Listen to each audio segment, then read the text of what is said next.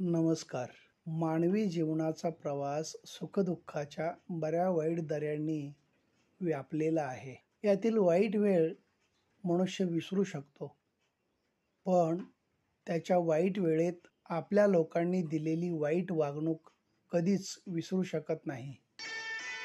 शिक्षण हा एक असा दरवाजा आहे ज्याला उघडून प्रगतीच्या वाटा चालता येतात.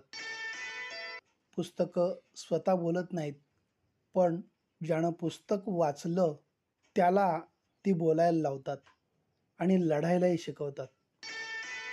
चंदनाच्या झाडाला विषारी सापाने विळखा घातला म्हणून चंदनाचा सुगंध कमी होत नसतो.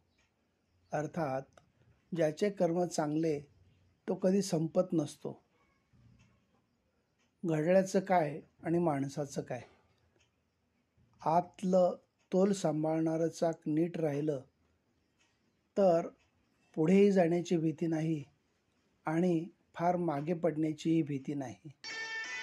जीवनाच्या प्रवासात आपण त्याच वेळी सक्षमपणे उभे राहू शकतो ज्या वेळेस आपण स्वतःच्या समस्येवर स्वतःच तोडगा काढतो. दुःखाची झळ आणि वेदनांची कळ त्याच लोकांना जास्त कळते जे प्रामाणिकपणे साधे सरळ आयुष्य जगत असतात. दुःख इमानदार असतात, थेट काळजात शिरतात आणि दीर्घकाळ आपल्यासोबत राहतात. सुख वाफेसारखी असतात, घडीभर रेंगाळतात आणि बघता बघता धूर उडून जातात. हातावरील रेषेत दडलेले भविष्य कधीच पाहू नये. त्याच हाताने कष्ट करून आपले भविष्य घडवावे. जे जे वाईट आहे, त्याज्य आहे, त्याचा त्याग करावा.